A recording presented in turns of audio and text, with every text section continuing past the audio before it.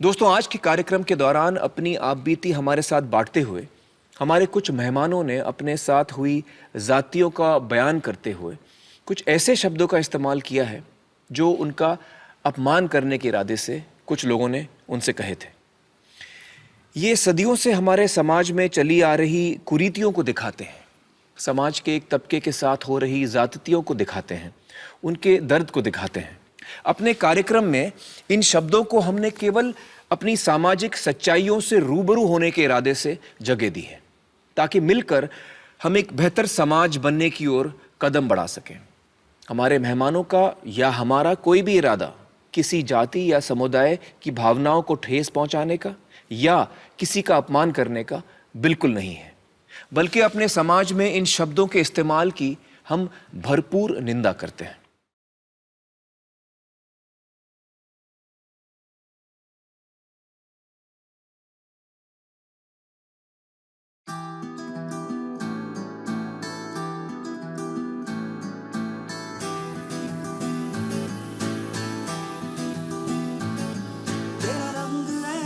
चढ़ गया कोई और रंग ना चढ़ सके, तेरा नाम सीने पे लिखा हर कोई आके पढ़ सके। है जुनून है तेरे इश्क का, है जुनून है रग रग में इश्क तेरा दौड़ता, ये मामला साफल है। तूने ही सिखाया सच्चाइयों का मतलब, तेरे पास आके जाना मैंने जिंदगी का मकसद।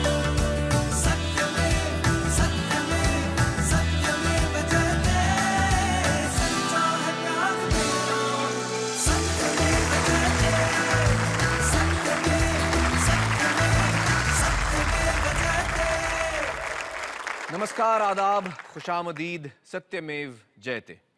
आप सभी का एक बार फिर इस शो पर बहुत बहुत स्वागत है। सबसे पहले मैं स्वागत करना चाहूंगा आज की हमारी ऑडियंस का। आज हमारे साथ बहुत सारे नौजवान मौजूद हैं। हम आप सभी का स्वागत करते हैं। बहुत बहुत शुक्रिया यहाँ आने का। Thank you so much. दोस्तों, खाना, पानी और हवा, ये तीन चीजें हमारी अहम जरूरतें हैं। इन तीनों के बगैर हम जी नहीं सकते। एक और चीज है जो मेरे हिसाब से इतनी अहमियत रखती है, और वो चीज है इज्जत, गरिमा, डिग्निटी। इज्जत के बगैर आप जी तो सकते हैं, लेकिन फिर आपकी जिंदगी बहुत ही खोखली या अधूरी और असंतुष्ट हो जाएगी। इज्जत के बगैर जैसे आपसे किसी ने आपकी इंसानियत ही छीन ली हो, आपका वजूद छीन लिया हो। अब आप सोचिए कि अगर मैं आपसे कहूं कि जिस दिन से आप पैदा होते हैं आपकी कोई इज्जत नहीं होगी, कोई गरिमा नहीं होगी, तो आपको कैसा लगेगा? और इसलिए नहीं क्योंकि आपसे कोई गलत काम हुआ है, बल्कि इसलिए कि आप कोई एक परिवार में जन्मे हैं। और अगर फिर मैं आपसे कहूं कि इस बेइज्जती का सामना आपको जिंदगी भर करना पड़ेगा, बल्कि जिंदगी के बाद भी, यानी मरने के बाद भी आप इससे छुटकारा नहीं पा सकेंगे, तो आपको कैसा लगेगा? दोस्तों, जिस किस्म की जिंदगी के बारे में मैंने आपको अभी बताया, वैसे ही जिंदगी हमारे देश में करोड़ों लोग जी रहे हैं। आइए दोस्तों, मिलते हैं आज की हमारी पहली मेहमान से। एक प्राध्यापिका और एक कामयाब लेखिका, एक गृहिणी, एक माँ और एक समाज सेविका।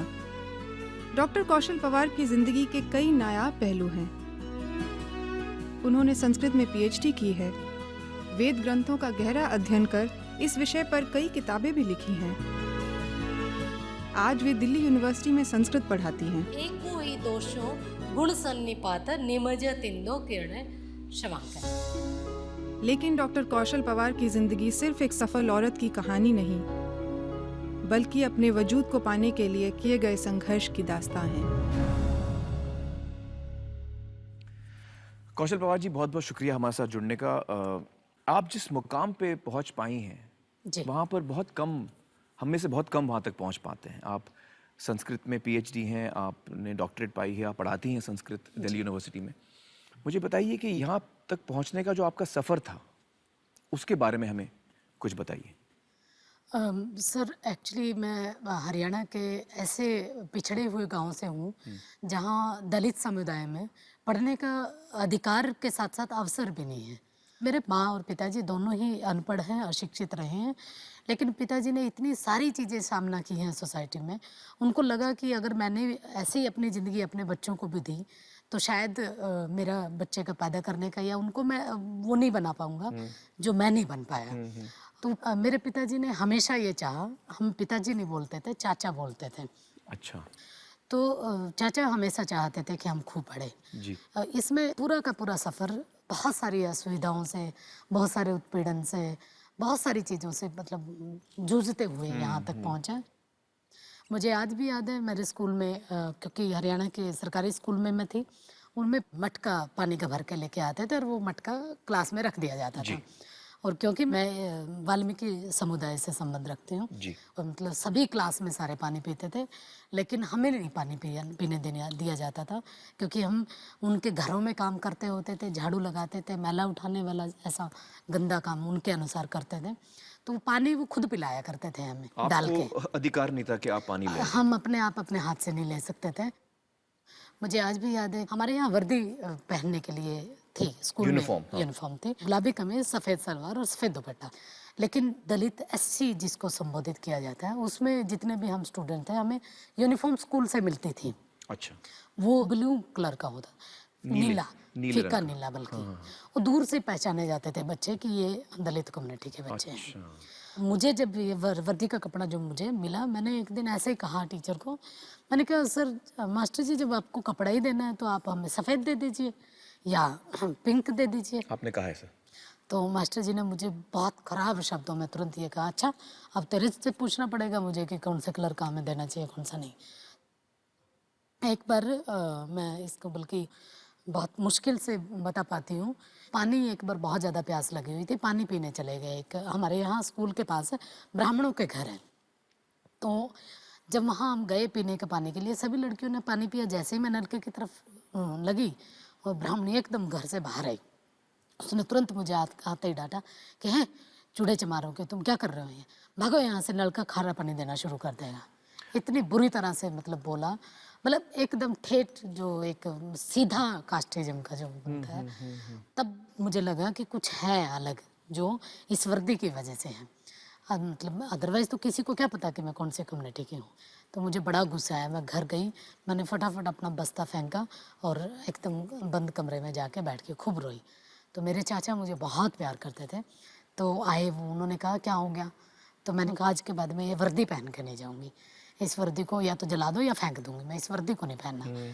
तो मेरे चाचा पूछे बार बार कि क्या हो गया, मैंने उनको फिर पूरा बताया।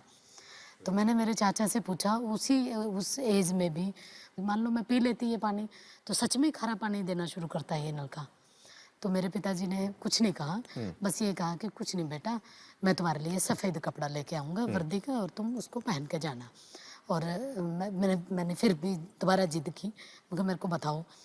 तो मेरे पिताजी ने फिर कहा कि बेटा मेरे को भी नहीं पता, बस ये डोल बनाई हुई है। डोल मतलब पार्टीशन एक तरह से, ऊंची कास्ट का और नीची कास्ट का।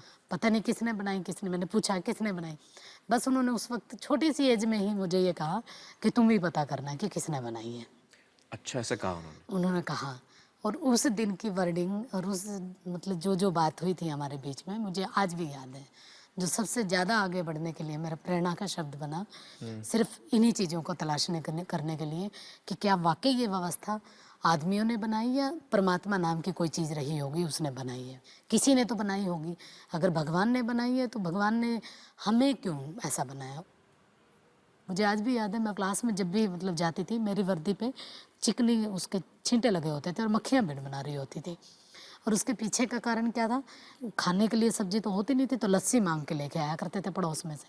तो लस्सी लेने के लिए जाते, तो मैं वर्दी डाले हुए होती थी जैसे स्कूल की, वो डालते, वो कहती यहाँ रख दे, तो नीचे रखवाती डोलू को, और वो ऊपर से ऐसे लस्सी फेंकती, और वो फेंकती, वो डोलू में कम, कपड़ों पे ज़्यादा लगती, उससे भिड़भड़ाहट होती। और इसको जब मैं मतलब मैंने जब धर्मशास्त्रों को जब पढ़ा, तब मैंने देखा कि इसके पीछे कारण क्या था। क्या? क्योंकि ऐसे मतलब पूरा शास्त्र हमारे ये बताते हैं कि इन लोगों को इस तरीके से रहना चाहिए कि इनके कपड़ों में से बदबू आए। उनको नया कपड़ा पहनने का अधिकार नहीं है, उनको जेवर पहनने का अधिकार नहीं है, वो उनको हमेशा झूठन खानी है, हमेशा दूसरे के दिया हुआ खाना, उनके उस पर उनको जीवित रहना है, अपने आप से कुछ नहीं लेना। आर्थिक रूप से हम लोग बहुत कमज़ोर थे। लेकिन ये रहा कि पिताजी को हमेशा मैंने हँसते हुए देखा। उनके पास खाने के लिए अगर कुछ नहीं होता था या हमें खिलाने के लिए कुछ नहीं होता था, तभी उनके चेहरे पे कभी सिकन तक नहीं आई। हमेशा हँसते रहा करते थे और ये कहते, कोई बात नहीं, अभी आ जाएगा, थोड़ी सी देर में, शाम तक ले आऊँगा। और मतलब मुझे आज भी वो दिन याद है कि हम स्कूल से जब लौटते थे, घर में कुछ नहीं होता था, सब्जी या कुछ ऐसी कोई इवन चटनी तक नहीं होती थी खाने के लिए। और आपको मैं बताऊं कि हम खाना कैसे खाते थे स्कूल से आने के बाद। पानी में चीनी डालते, मीठा पानी बना के घोलते उसको अच्छे से, मीठा पानी बना के, तो हम लोग उस मीठे पानी से रोटी को गटका करते थे। मुझे आज भी याद है कि मैं मेरी ताई के साथ दूसरे के घरों में मतलब मैला उठाने के लिए जाया करती थी। स्कूल में जब मैं पढ़ती थी, एक बार मैं मेरी ताई जी के साथ गई। मुझे नहीं पता था कि जिस घर में मैं काम करने के लिए जा रही हूँ, उसी घर की लड़की, ब्रजेश नाम है बल्कि उसका, तो मुझे नहीं पता था ये ब्रजेश का घर है। तो क्योंकि घर में तो आना जाना तो बहुत बाद की बात है ना, मतलब एक पूरा हमारे तो घर ही गाँव से बाहर है बिल्कुल जी एकदम। जी जी जी। मेरी ताई के साथ मैं मतलब चली गई, और सिर्फ इस लालच में कि मेरी ताई को काम करने के बाद जो रोटी मिलेगी, और रोटी के साथ सब्जी भी मिलेगी।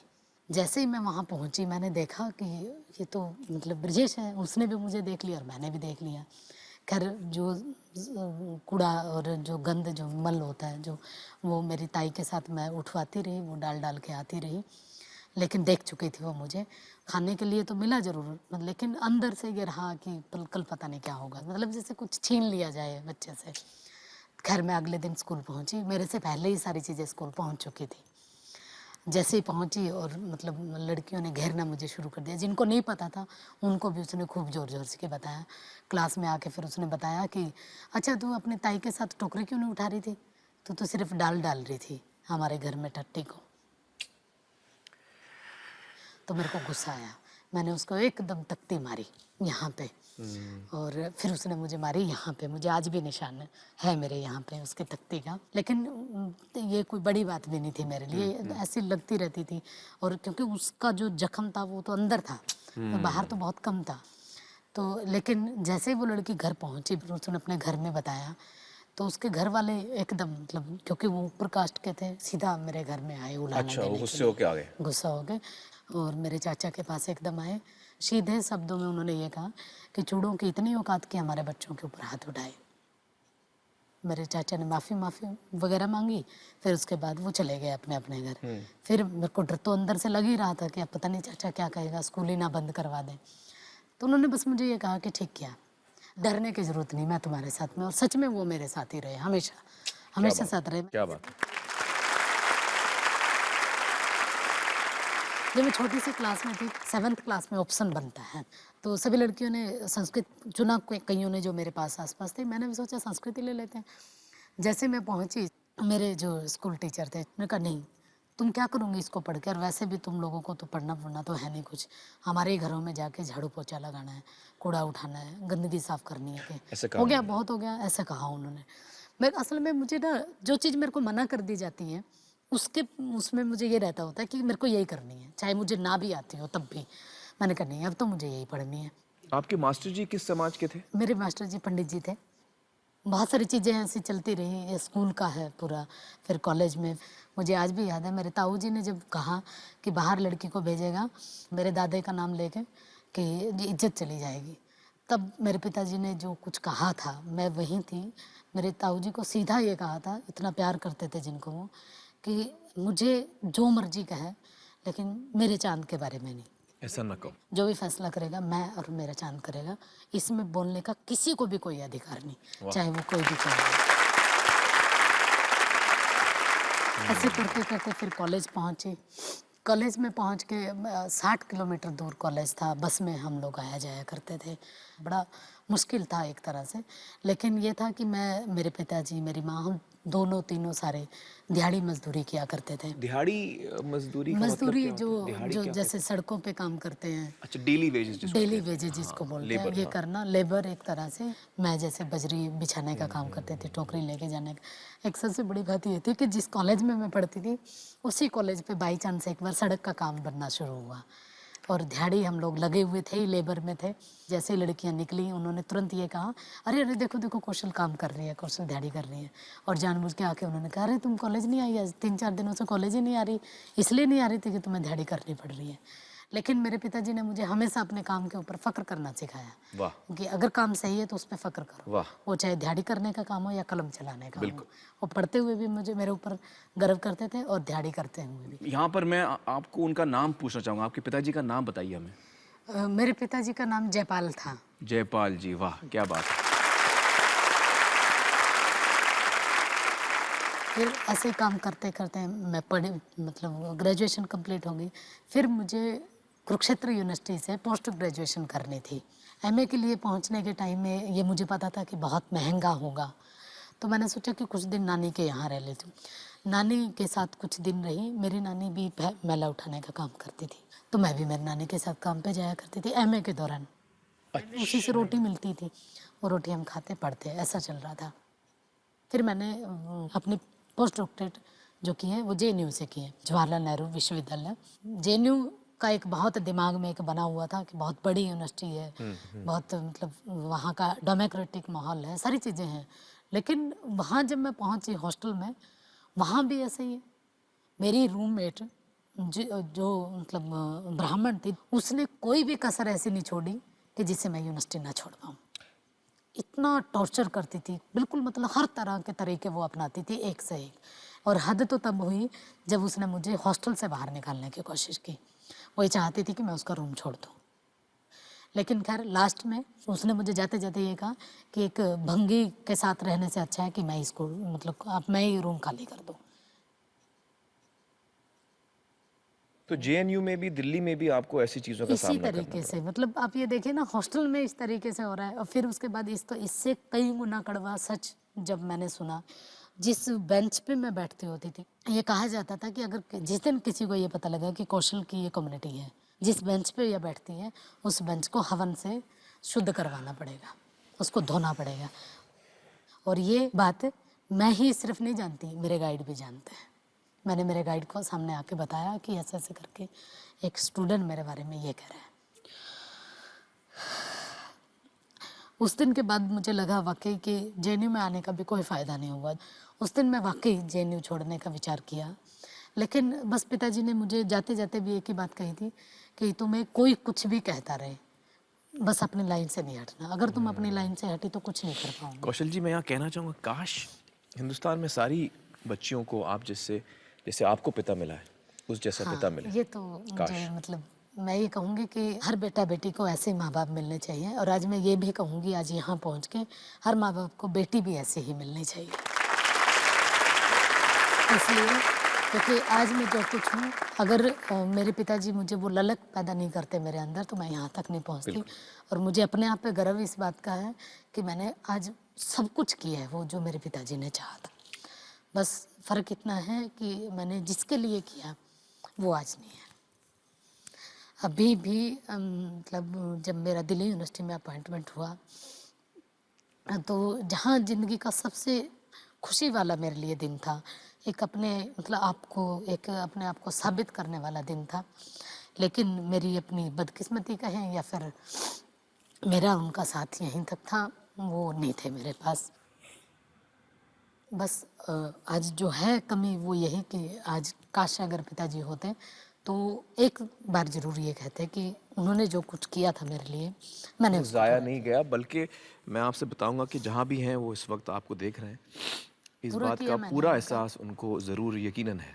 लेकिन मैं सिर्फ इसमें ये कहूँगी कि कास्ट का फैक्टर, ये जो अछूतपन का जो है, इतना भयानक है कि आप इसको कहीं तक भी ले जाइए, सामने ही मिलता है। इवन यहाँ दिल्ली यूनिवर्सिटी में रहते हुए भी आज भी वही स्थितियाँ हैं, आज भी ऐसे ही व्यवहार होता है जो उस 5वीं 4थी क्लास के बच्चे के साथ हुआ करता था। लेकिन उसका तरीका बदल चुका है। छोटी सी चीज़ मैं ये बताना भी चाहूँगी, अभी मैं तो यूनिवर्सिटी में प्रोफेसर लग चुकी हूँ दिल्ली में। मैंने वहाँ रेंट पे रूम लिया। उनको मैंने बता भी दिया था सीधा सीधा कि मैं दलित कम्युनिटी से हूँ। उसने तब कुछ नहीं कहा। मैं हर रोज़ थोड़ा सा लेट आती थी, क्लासेज होती थी। एक दिन बाई चांस मैं थोड़ा सा पहले आ गई। मैंने देखा मेरी माँ झाड़ू लगा रही है आंगन में, जो हमारा नहीं था, वो तो मकान मालिक का था जिसका घर मतलब हमने रेंट पे लिया हुआ था। तो मैंने कहा ये किसने कहा तुम्हें करने के लिए? उसने कहा कि वो बोल रही थी ऊपर वाली। मेरे को इतना मकान मालिक। गुस्सा आया, मकान मालिक।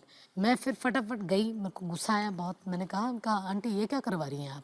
उसने कहा कि ठीक है काम तो करना ही पड़ेगा, चाहो तो कमरा खाली कर दो। काम तो मैंने करना कहा ठीक पड़ेगा है। मतलब? तो फिर मैंने अगले दिन ही रूम खाली कर दिया। फिर मोहम्मदपुर में आई, वहाँ भी ऐसे ही हुआ। फिर किशनगढ़ में आई, वहाँ भी ऐसे ही हुआ। मतलब किशनगढ़ वाले में तो बल्कि ऐसे हुआ कि हमने सफेदी करवाई उन्होंने दोबारा उस घर में जिसमें हमने छोड़ा। मतलब एक भी चीज़ ऐसी नहीं छोड़ते जिससे जरा सा भी मतलब हम अपने आप को ये माने कि हम इंसान हैं। कौशल जी, ये हमारी कमज़ोरी है और ये हमें हमारी सोच बदलने की बहुत ज़रूरत है। और मुझे बड़ी उम्मीद है हमारे यंगस्टर्स से, हमारे नौजवानों से कि वो इस पे ख़ास ध्यान दें और सोचें।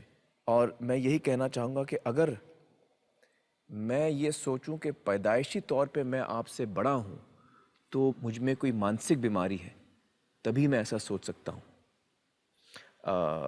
कौशल जी, मैं आपसे कहना चाहूँगा कि आपने अपनी ज़िंदगी में बहुत हिम्मत दिखाई है। बहुत बहुत शुक्रिया यहाँ आने का। और मैं आपको सलाम करता हूँ। और आपके पिताजी जिन्हें आप चाचा कहती थी, उनको हम याद करते हैं और हमारी दुआओं में हमेशा याद करेंगे। बहुत बहुत शुक्रिया हमारे साथ बातचीत करने के लिए।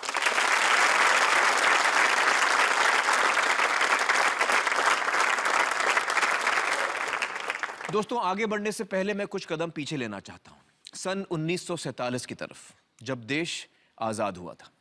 At the stroke of the midnight hour, when the world sleeps, India will awake to life and freedom. सन 1947 देश आजाद हुआ। बरसों से दबी हुई गरीब जनता के लिए उम्मीद की नई सुबह हुई। देश के नवनिर्माण में योगदान देने के लिए एक दलित नौजवान बलवंत सिंह ने IAS बनने की चुनौती को स्वीकारा। IAS बनकर बलवंत सिंह जी ने एक आदर्श देश और समाज का सपना देखा। पर क्या ये सपना साकार हो पाया? पहले मैं समझता जब गांव में रहता था कि छुआछूत तो हमारे अनपढ़ लोगों में है, पढ़े लिखों में तो होगी नहीं। लेकिन IAS भी जातिवाद से फ्री नहीं है। 5 साल जब IAS में रहा, जो मेरा नौकर था वो ब्राह्मण था। जिस कप में मैं चाय पीता था या पानी पीता था, उसको ब्राह्मण चपरासी उठाने में गुरेज करता था। जब मैं तहसील में जाता था, मुझे अलग गिलास में पानी देता था और वो गिलास इनवेरिएबली मुझे पानी दे के अलग रखा जाता था। मैंने पूछा, भाई गिलास किसके लिए? तो चपरासी ने कहा, साहब आपके लिए है, आप चमार हो, इसलिए तहसीलदार ने आपके लिए अलग गिलास अलग रखा है पानी पीने के लिए। रोजाना की जो ह्यूमिलिएशंस होती थी, गांव के आदमी जो लिटिगेंट्स आते बाहर खड़े होकर बाहर, अरे साला चमार बैठा है अंदर, सजा कर देगा। तो हर पैरे पे में अफसर जरूर था, लेकिन IAS में बाद में था और पहले चमार था।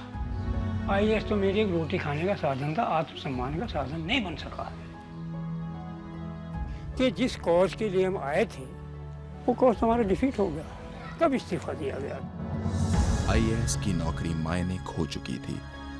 एक दलित जो मुश्किल हालात से निकल के IAS के शिखर पर जा बैठा था, वापस जमीन पे आने को मजबूर हो गया।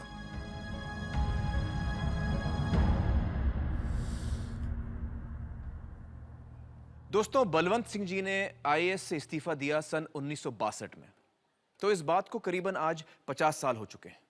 50 साल बहुत बड़ा वक्त होता है। इन 50 सालों में क्या कुछ बदला है हमारे देश में? आइए देखते हैं। सांसद एवं लोकसभा के सदस्य श्री PL पुनिया। IAS अधिकारी रह चुके Shri Punia national commission for scheduled caste के चेयरमैन भी हैं, जो चीफ जस्टिस ऑफ इंडिया की तरह एक संवैधानिक पद है। जून 2011 में दलितों से जुड़ी एक गंभीर समस्या उनके सामने आई। उड़ीसा में चिलिका झील के किनारे बसे रानपाड़ा गांव में काली मां का प्राचीन मंदिर है। पिछले साल जब स्कूल जाने वाली 3 दलित लड़कियां काली मां का आशीर्वाद लेने इस मंदिर में आईं, तो उन्हें वहां से भगा दिया गया। जो परंपरा से नहीं हुआ, अभी कैसे हो जाएगा? हम लोग का बाप होता जिसको नहीं कराया, हम नहीं कर सकता है। और इस जुर्रत की सजा के तौर पे गांव वालों ने दलितों को काम देना बंद कर दिया। नहीं दिया, काम करने नहीं दिया। उन लोग को सब काम संपूर्ण बंद कर दिया हम लोग को। मंदिर में एक बोर्ड भी लगाया गया जिस पर साफ लिखा था कि दलितों का यहाँ आना मना है। In Orissa, 3 school girls caused. Media ने इस अमानवीय प्रथा पर उंगली उठाई। खबर सारे देश में फैली, लेकिन मंदिर के कर्ता धर्ताओं पर इसका कोई असर नहीं हुआ। जब श्री पीएल पुनिया को इस बात का पता चला तो वो गांव के दलितों को साथ लेकर काली मां के दर्शन को निकल पड़े। हम सब लोग फाटक को पार करके अंदर गए। अंदर वहां तक गए जहां पर मूर्तियां लगी हैं और उसका दरवाजा है, लेकिन पुजारी आमद को भाप गए थे और पुजारी वहां पर ताला लगा के भाग गए। तो हम ये नहीं देख पाए कि मूर्ति कैसी है, हम मूर्ति के दर्शन भी नहीं कर पाए। मंदिर के संचालकों को इस बात से कोई फर्क नहीं पड़ा कि श्री पुनिया देश के इतने ऊंचे संवैधानिक पद पर नियुक्त थे। वे किसी भी हालत में मंदिर के गर्भगृह में एक दलित का प्रवेश रोकने पर तुले हुए थे। महत्वपूर्ण नहीं है कि हम मूर्ति को देख सके कि नहीं, महत्वपूर्ण ये है कि ये प्रथा आज भी मौजूद है।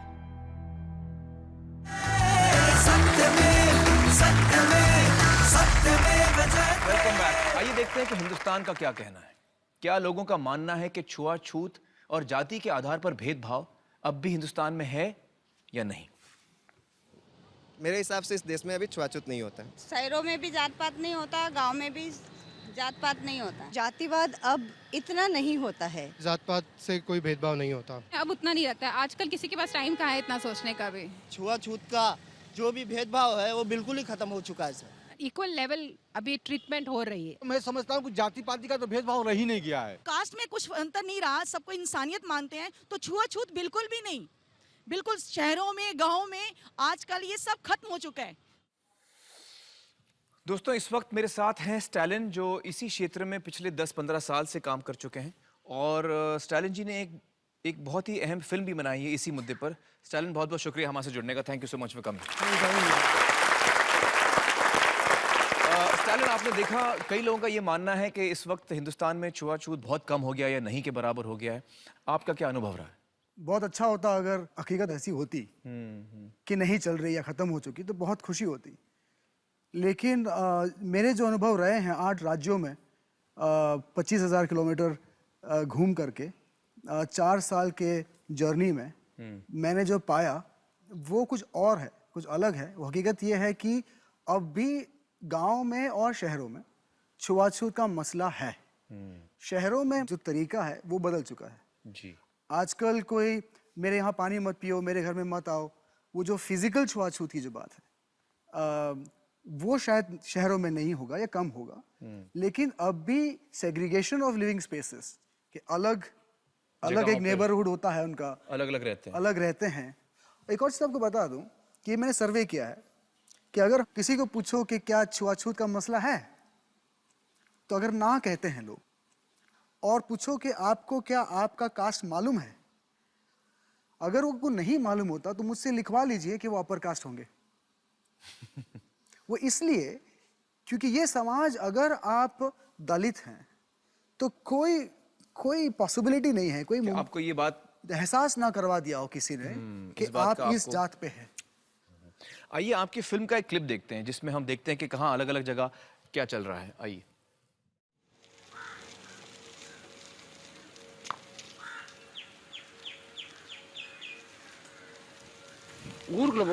गांव में प्रवेश करते वक्त कुछ नियमों का पालन करना पड़ता है। हमारी परंपरा के अनुसार दलितों का चप्पल पहन के ऊंची जाति के इलाके में दाखिल होना मना है।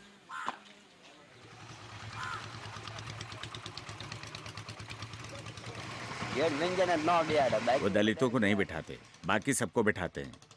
टेम्पो वाला कहता है कि ऊंची जाति वाले उतर जाएंगे अगर हम बैठेंगे तो। उनको लगता है हमारे बैठने से उनका खाने का डब्बा अशुद्ध हो जाएगा। मिस्त्री का काम करता हूँ। जब ये नया घर बनाता है उस टाइम में अंदर भी सब हम लोग ही बनाता है। घर पूरा होने के बाद कलर वगैरह सब मारने के बाद अंदर नहीं आना देता। क्यों नहीं आना देता? उन दलितों लोग ऐसे नहीं आना देता। हम गाजर धोने नदी के उस ओर गए थे। उन्होंने जब देखा तो चिल्लाए, तुम दलित हमारी तरफ की पानी में क्या कर रहे हो? किसी को तो मरना पड़ेगा इसके लिए, वो बोले। वो बोले, तुम दलितों को मालूम नहीं तुम्हारा पानी नीचे की तरफ है, यहाँ क्यों आए? भागो यहाँ से।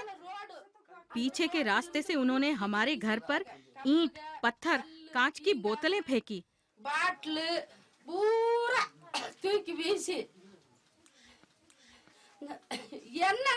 आखिर हमने उनका क्या बिगाड़ा था? हमारा गुनाह क्या था? हम बस थोड़ा सा पानी ही तो लेने गए थे, क्या वो भी हमें नसीब नहीं? मुझे बताइए, आपने इस विषय पर एक फिल्म बनाई है, आपके समझ से इसकी जेनेसिस कहाँ है, इसकी शुरुआत कहाँ से होती है? एक क्लिप है जिसमें पूरा कोट बताया है, वो देख सकते हैं। दिखाइए। मेरा नाम बड़ू प्रसाद शर्मा शास्त्री है। ये जो तुलसी मानस मंदिर है, इसका मैं अधीक्षक हूँ और काशी के जो विद्वानों की मंडली है, श्री काशी विद्वत परिषद का मैं महामंत्री। शास्त्र को आधार मानने वाला होने के नाते मैं कट्टर हिंदू ब्राह्मण हूँ, छुआछूत जात पात मानता हूँ। देखो, वो जो दिव्य पुरुष है, वेद विराट पुरुष है, उसके ब्राह्मणों से मुखमाशीत, उसके मुख से ब्राह्मण पैदा हुआ, ठीक है। बाहु राजन्यः, बाहु से क्षत्रिय, ऊरु तदस्य जनवैश्यः, पेट से यहाँ ये जो स्थान है ना, यहाँ से वैश्य पैदा हुआ। पदभ्याम शूद्रो अजायत, पैरों से शूद्र अजायत बने पैदा हुआ। कल को ये पैर कह दे, करोड़ों वर्ष से हमारे ऊपर ये शरीर खड़ा है, हमको दलित कर दिया है इसने, अब हम ऊपर रहेंगे और सिर नीचे रहेगा। अब पता लगा कि स्टालिन सिर के बल पर चल रहा है, कहीं पागल हो गए क्या हो? हैं?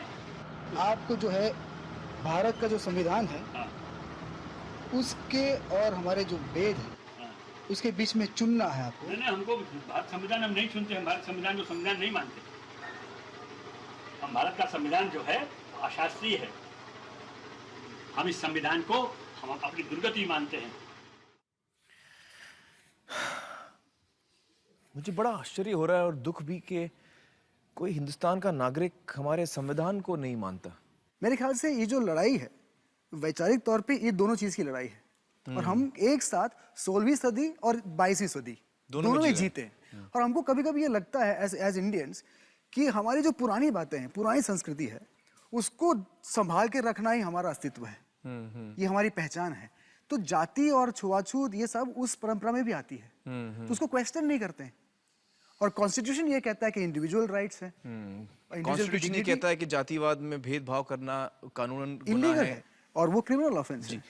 जातिवाद तो वैसे इस्लाम में नहीं होता, या सिखिज्म में नहीं होता, क्रिश्चियनिटी में नहीं होता। तो इसका क्या अनुभव रहा है आपका? एक बुजुर्ग मिले थे बिहार में, उनसे मैंने पूछा था कि क्या इस्लाम में जात बिरादरी का तस्वुर है, तो उन्होंने खूबसूरत जवाब दिया था। उन्होंने कहा था कि इस्लाम में नहीं है, मुसलमानों में है। तो उसी का हम आपको दिखा सकते हैं। जी जी जी। मुसलमानों में दलित हैं, होते नहीं हैं, लेकिन अभी तक वो वोटर रहे, वोकल नहीं रहे। मुसलमानों में नट है, पमरिया है, हललखोर है, भंगी है, भाट है, धोबी है। उसी तरह से जो उधर भी जातियां हैं, इधर भी जातियां लगभग 1 दर्जन की जातियां हैं। शेख सैयद जो लोग हैं, बड़े खानदान के हैं, बड़े पोस्ट पर हैं, वो तो अभी तक अपने घर को बैठने भी नहीं देते हैं साथ में। छूत मानते हैं, घिन मानते हैं, ये तो घर घर का है, जिससे भी पूछेगा आप बता सकते हैं, हम क्या कर सकते हैं। मतलब जात पात है? हाँ, जात पात अभी है। जात पात एक ही जगह नहीं है कि मस्जिद जहाँ पर हम लोग अल्लाह की इबादत करने जाते हैं, वहाँ पर कोई जात पात नहीं है। वहाँ पर सिर्फ बना लिया गया है कि हम भी मुसलमान, आप भी मुसलमान हैं, एक साथ पढ़िए, मगर एक साथ और कोई कर्म नहीं कर सकते हैं आप। वहाँ से निकलने के बाद आप जात पात वहाँ आइए, सब भूल जाइए, वहाँ से निकलिए, सीढ़ी से उतरिए और शुरू हो जाएगा। वहाँ पर 5 मिनट या 10 मिनट अल्लाह का डर उसको लगता है कि मुसलमान सब एक इस्लाम के मानने वाले हैं। मगर उस मस्जिद के अंदर से बाहर निकलिए, इस्लाम चला गया इधर और क्या बोलता है, शोषण आ जाता है आगे में।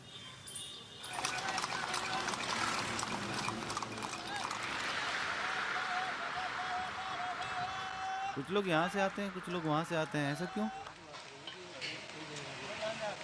है ना, यहाँ जो है ना मजहबी सिखा सकते हैं, और वो जो है ना उधर, वो जट जमींदारों के लिए है। यहाँ गांव में किसी ने कोशिश की है कि वो जो जाट सिखों वाला दरवाजा है वहाँ से प्रसाद ले? हाँ, बड़ी बार है। एक आदमी का कपार फोड़ दिया था। वो लोहे का इतना बड़ा होता है बर्तन, उसने मार के उसका कपार फोड़ दिया। ऐसा होता है। जैसे गुरु की वाणी कहती है कि अवल अल्लाह नूर पाया कुदरत के सब बंदे, एक नूर से सब जग उपजा कौन भले को मंदे। जात होने के कारण ही ये जो गुरुद्वारे अलग अलग बने हुए हैं। हमारे गांव में तो 2 है, कहीं कहीं 3-3, 4-4 गुरुद्वारे हैं। जितनी जाति है उतने गुरुद्वारे है या मंदिर है।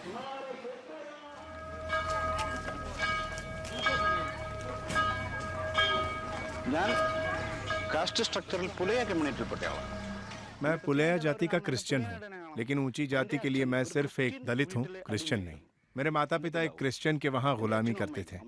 उन्हें घर में दाखिल तक नहीं होने दिया जाता था। जमीन में एक गड्ढा बना होता था, वहीं उनका खाना रखा जाता था। उनको हर प्रकार की छुआछूत और भेदभाव को सहना पड़ा। ये किसकी चर्च है? हमारी, दलितों की। ऊंची जाति के लोग हमारी चर्च में नहीं आते, उनकी चर्च में जाए तो अलग बिठाते हैं। उन्हें लगता है हमारा खून अलग है। उनके खून का रंग नीला और हमारा लाल।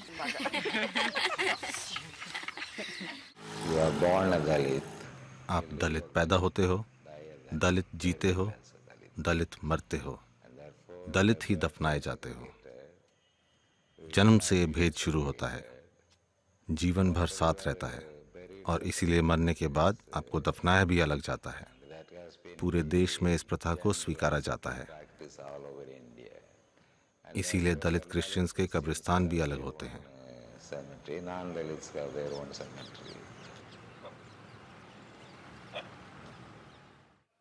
मुझे बताइए, इसकी शुरुआत तो जब बच्चा छोटा होता है तब से ही एक तरह से माँ बाप से शुरू होती है, लेकिन जो पहला कदम बच्चे का होता है घर से बाहर, वो स्कूल में होता है।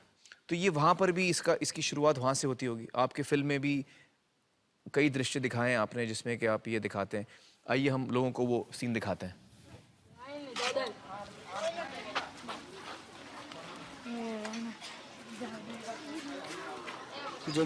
स्कूल में खाना खाया? ना, मैं स्कूल में कभी खाना नहीं खाता। क्यों? बाकी बच्चे अशुद्ध हो जाते मेरी वजह से, इसलिए सब एक साथ बैठते, मुझे अलग बैठना पड़ता है, अकेले। इसलिए मैं जाता नहीं, मुझे शर्म आती है।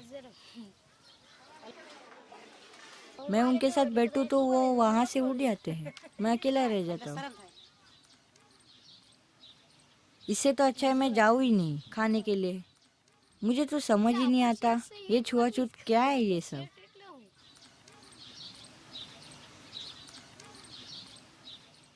ये मिड डे मील सर्व हो रहा था, उसमें बच्चा नहीं बैठा था। वहां पे केस ये था कि दलित बच्चों को अलग बिठाते हैं। सी, छुआछूत एक पनिशमेंट है कास्ट को बरकरार रखने के लिए। अब उसमें उसको पकड़े रखना है तो 2 चीज की जरूरत है। एक अलगापन, अलग रखो सब चीज को, और दूसरा है कि जो खून है उसको उसी में बांधे रखो। तो हम 2 चीज में कास्ट को देखते हैं, रोटी और बेटी व्यवहार। रोटी का मतलब है खाना पीना, उठना बैठना, छूना, स्पेस, सेग्रीगेशंस, उस सारा व्यवहार। और जो सफ़र करते हैं, जैसे ये बच्चे सफ़र जो कर रहे हैं, उसको अलग होने से वो उससे उसकी डिग्निटी चली जाती है ना, आत्मसम्मान बिल्कुल चूर हो जाता है। और जब चूर हो जाता है वो अपने आप से एक वो समझौता कर लेता है कि मैं अपने घर में अच्छा हूँ। अब कैन यू इमेजिन, वो 10 साल का लड़का 10 साल से उसने कॉम्प्रोमाइज़ कर लिया है कि यार इससे तो अच्छा ना जाना, तो उसको वो अलग करने में स्ट्रेटेजी कामयाब हो गई। ये तो हमने जो देखा वो बहुत सिंपल है, इससे भी काफ़ी घिनौने छुआछूत के प्रैक्टिसेस हैं। वो हम अगले क्लिप में देख सकते हैं। ये तीसरी में 5वीं और ये 7वीं। अबे स्कूल में तुम्हें जाओ, भगवान तो स्कूल में पढ़ने के अलावा और क्या क्या करते हो? हम ये सारी जगह साफ करते हैं। सबकी बारी होती है सफाई की। सोमवार को मेरी, मंगल को इसकी और इसकी बुधवार को। सब बच्चों की बारी आती है? पटेल और शिरोया नहीं। मैं समझा नहीं, आप समझाओ। आप समझ गए हो। मैं सच में नहीं समझा। पटेल और शिरोया की बारी नहीं आती। वो ना ही झाड़ू लगाते ना बर्तन साफ करते, सब हमें ही करना पड़ता है। वो रहे संडास, वो लड़कों का और ये लड़कियों का। तो ये आप लोग साफ करते हो? हाँ, रोज साफ करते, ना करे तो मार पड़ती है। 2 बाल्टी लेकर हम 2 लोग जाते, दोनों में पानी भरते, फिर झाड़ू से साफ करते, फिर से पानी डालते, फिर पानी से साफ करते। अगर कुछ गंदा रह गया तो फिर से साफ करते। मुझसे वो सारे टॉयलेट साफ कराते थे, हॉस्टल के, लड़कियों के, लड़कों के, सभी। मैंने अपने बच्चे को इसलिए स्कूल भेजा था कि उसे हमारी तरह टॉयलेट साफ न करना पड़े, लेकिन उसे वहाँ भी यही काम करना पड़ा। अब पिछले 1 साल से वो स्कूल जाने से मना कर रहा है।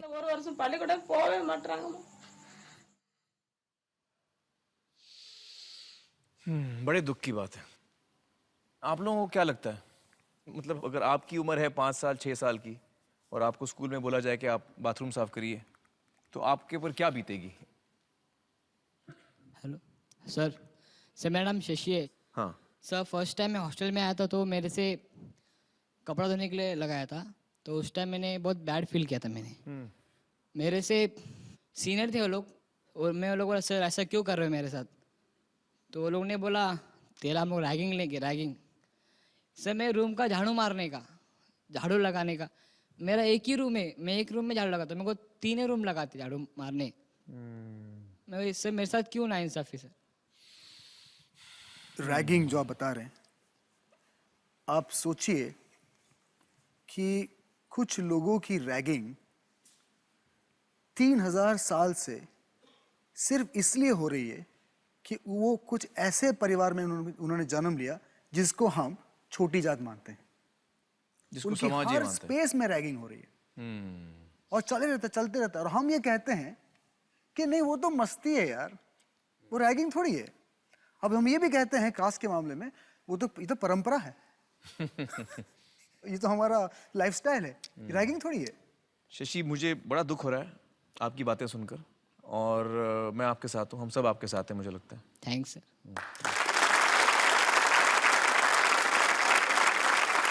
पहले मुझे बताइए कि शहरों में हम किन किन तरहों पे इसका एग्जाम्पल देखते हैं कि ये कास्ट सिस्टम अभी भी लोग पूरी तरह से फॉलो करते हैं।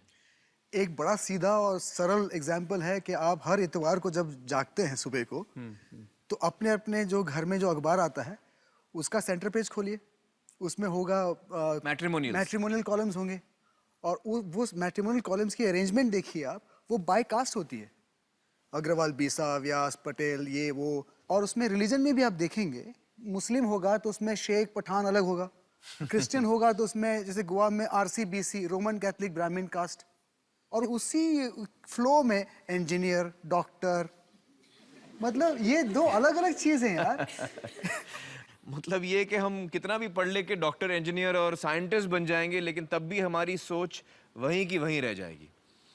तो फिर हम इसमें से निकले कैसे, मतलब क्या करें क्या हम लोग इसमें से निकलने के लिए? जाति भेदभाव और छुआछूत का जो मसला है वो कॉम्प्लेक्स नहीं है, गहरा जरूर है लेकिन कॉम्प्लेक्स नहीं है, बड़ा सीधा है, और उसका सीधा सीधा भी हल हो सकता है। वो कैसे? Intercaste marriage. अब सारा हम जो अरेंज मैरिज का जितना हम लोग ढिंडोरा पीटते हैं हमारे देश में कि हम तो बड़े ट्रेडिशनल लोग हैं, हम तो अरेंज मैरिज में मानते हैं, ये बेसिकली एक कास्टिस्ट स्ट्रक्चर है जहाँ पे इंट्रा कास्ट मैरिज ही होता है। आखिर में हम कूदते किस पर हैं कि मेरा खून तुम्हारे खून से ज्यादा अच्छा है, मिला दो, मिलावट कर दो पूरा। इसको लॉजिकली देखिए, मैं अपनी बेटी के लिए रिश्ता ढूंढने जा रहा हूं, ये शब्द होता है ना, ढूंढना। अब मैं अपने कास्ट में ढूंढता हूं, अपने कास्ट में, तो परम्यूटेशन कॉम्बिनेशन स्टैटिस्टिक्स के हिसाब से कितने चांसेस है मुझे अच्छा वर मिलने का। अगर मैं जात का बाउंड्री खोल देता हूं तो कितना चांसेस है अच्छा वर मिलने का, लॉजिकली स्पीकिंग ज्यादा इसमें ही है ना। सारे बाउंड्रीज खोल दो तो आप अरेंज मैरिज ही करें, आपके माँ बाप भी आपको ढूंढ के दे, लेकिन आपके जात के चौखटे से आप बाहर निकल के ढूंढेंगे तो आपको एक की जगह पे 1500 लायक वर मिल सकते हैं। ये फिल्म बनाने का आपने कैसे सोचा? क्या बात थी आपके अंदर जो आपको लगा कि मुझे ये फिल्म बनानी है? अगर हम कोई भी मसले का हल चाहते हैं, वो चाहे छुआछूत का मसला हो या कोई भी मसला हो, तो सबसे पहले ये ज़रूरी है कि वो ये मसला चल रहा है, इसकी स्वीकृति करें, इसके बारे में बातचीत करें, इसको नकारना छोड़ दें। क्योंकि अगर हम नकारने से शुरू करें कि भाई आपको मसला ही नहीं है, वहाँ से शुरुआत होती है तो मिल चुका हल फिर तो। अब ये फिल्म के बाद मैं चाहता हूँ कि लोग माने कि ये हो रहा है, अब आगे बोलो क्या करना है। और ये जो शोज इस आप जो अभी जो कर रहे हैं, मेरे ख्याल से वो उस सोच का एक शुरुआत है। अनटचेबिलिटी पहली बार नेशनल टेलीविजन और इस लेवल पर डिस्कस हो रही है। हमको 65 साल लगे आमिर जी, 65 years to bring this subject here. Shame. However, congratulations. चलिए स्टैलिन, बहुत बहुत शुक्रिया हमारे साथ बातचीत करने का। Thank you so much. Thank you for having me. दोस्तों, मैं आपको बता दूं कि स्टैलिन जी की जो फिल्म है उसका नाम है इंडिया अनटच्ड, और इसकी लिंक आपको हमारे वेबसाइट पर मिलेगी। आप वहां जाकर इनकी फिल्म देख सकते हैं। दोस्तों, जात पात के आधार पर जब हम भेदभाव देखते हैं तो अक्सर हम चुप हो जाते हैं, डरते हैं या फिर अपने को कमज़ोर पाते हैं, आवाज़ उठाने की हिम्मत नहीं जुटा पाते। चलिए दोस्तों, अब मैं आपको दो ऐसे लोगों से मिलाता हूं जिन्होंने हिम्मत भी दिखाई और कामयाबी भी पाई। राजस्थान का समर्थपुरा गांव। इस इलाके में केवल ऊंची जाति के लोग घोड़ी चढ़कर बारात ला सकते थे। कुछ वक्त पहले एक दलित ने अपनी शादी में घोड़ी चढ़ने की कोशिश की थी। एक हमारी समाज की लड़की की शादी थी, तो वो घोड़ी लेके आए था, तो गांव वाले उसके पीछे पीछे भागे। साढ़े नीच समारोह को इतना बोलते हैं, फिर भी घोड़ी लेके आते हैं। तो उसमें एक हमारी समाज का ही था कोई, वो आगे गांव में निकलते टाइम उसको एक झपट भी मार दी थी। अंजाम की परवाह ना करते हुए रामपाल ने अपनी दोनों बेटियों की शादी में इस पुरानी परंपरा को तोड़ने का मन बनाया। देश आज़ाद हो गया है और अपन आज भी गुलामी कर रहे हैं। तो मैंने सोचा भी अपने गांव के लिए, तो अपने समाज के लिए, तो अपन भी अगर मर भी गए तो कौन सा फर्क पड़ेगा। गांव की गलियों में दहशत का माहौल था। रामपाल का परिवार काफी डरा हुआ था। सब हमारे घर वाले भी सब भी करते थे, रे तुम गांव से दुश्मनी ले ली, ये कर लिया वो कर। हर वक्त घर में टेंशन रहती थी। कोई पापा को मारने के लिए धमकी देते थे, कोई कुछ बोलते थे, तो डर लगता था। उस वक्त हम पापा से यही कहते थे कि पापा रहने दो, बारात नहीं आएगी घोड़ी पे तो भी चलेगी, लेकिन आप ऐसा मत कीजिए। कोई मारने के लिए आएगा तो क्या करेंगे। पूरा गांव एक तरफ था और मेरे ससुर जी एक तरफ थे, उनका पूरा सामना करना मुश्किल था। लेकिन रामपाल का इरादा अटल था। फिर हम लोग गए थे पुलिस थाने में, वहाँ रिपोर्ट करी। ये लोग वो सोचते थे कि हमारे समाज का थानेदार है, अपना सपोर्ट करेगा। तो फिर थानेदार जी बोला, चाहे कोई भी समाज हो, मैं इसमें किसका पक्ष नहीं लेना चाहता हूँ, मैं मेरा कानून का पालन करूँगा। मेरे को चाहे 5 पुलिस वाले ला के निकालने पड़े, चाहे 500 पुलिस वाले लाना पड़े, फिर भी मैं घोड़ी निकला के जाऊँगा, बिदौड़ी घोड़ी पे निकला के मैं जाऊँगा। थाना अधिकारी मानवेंद्र सिंह ने अपना फर्ज बखूबी निभाया।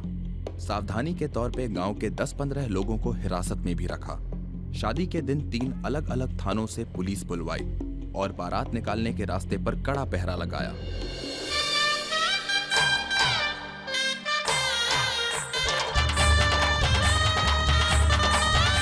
बिंदौड़ी निकल गई राजी खुशी हमारी, शांति से, बिल्कुल कोई गड़बड़ नहीं हुई। अपने समाज के प्रति, अपने घर के प्रति जो भी किया बहुत अच्छा किया, मुझे गर्व है उन पे। और इस तरह सैकड़ों सालों में पहली बार समर्थपुरा गांव में दलित समाज ने दूल्हे को घोड़ी पे बिठाकर शान से बारात निकाली।